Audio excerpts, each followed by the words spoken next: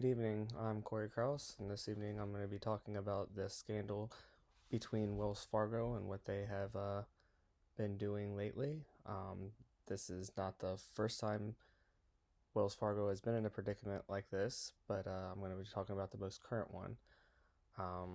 So the scandal, a little background on the scandal is that Wells Fargo, they basically made like accounts that and opened them in people's name that they the people were not aware that they were opening these accounts.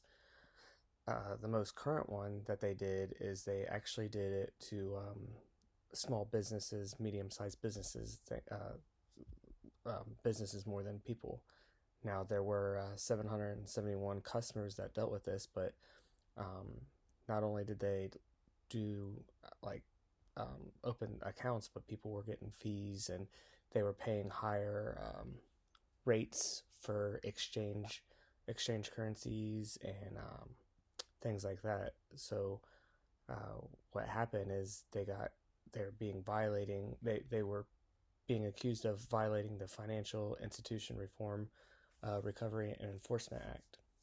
So uh, that's just a little bit of background on this situation.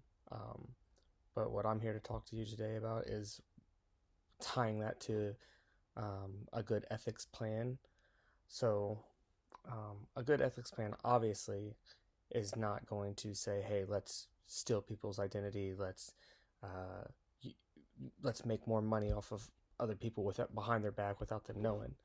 So, the question arises, well, how could a good ethics plan differ? Well, this all comes down to ethics. If the people in the leadership positions had any sort of moral ethics, they wouldn't be doing this. They would base their company on good ethics, and they would pride themselves on being the best for the customer.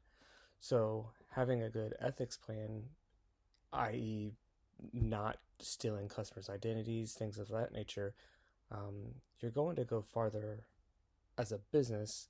You're going to have more customers. Now, with this specific scandal, I mean, Wells Fargo, they had to end up paying over $70 million out to for fees and paying customers back. They've had to pay. This was investigated by the FBI and the U.S. Attorney's Office for the Southern District of New York. So after coming back and resulting all these fines, they even had those were like payouts of the upwards of $70 million, but all in all, they ended up losing roughly $3 billion for everything.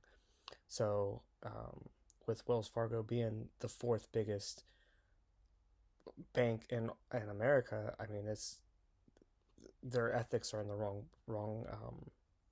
their ethics are going down the wrong road. So to tie this all back up, they need to find that better ethics plan, whether it be, getting new leadership and where somebody actually has ethics. That's where they need to go.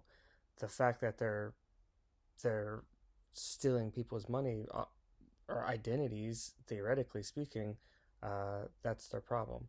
So when we tie all this back up to ethics, I mean, business as a whole comes down to ethics.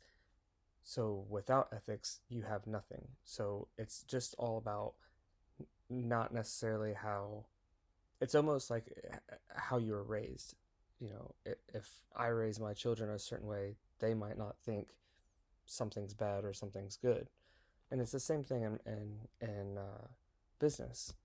If you have a business that just doesn't care and they're only in to make money, it's not the business, it's the business leadership. So they just need to get back on a path of, hey, we can't do this, we can't do that, and they have to stick to it. They can't, but this is not the first time that Wells Fargo has done something like this. So they need to find some better people that will actually do the right thing. Thank you.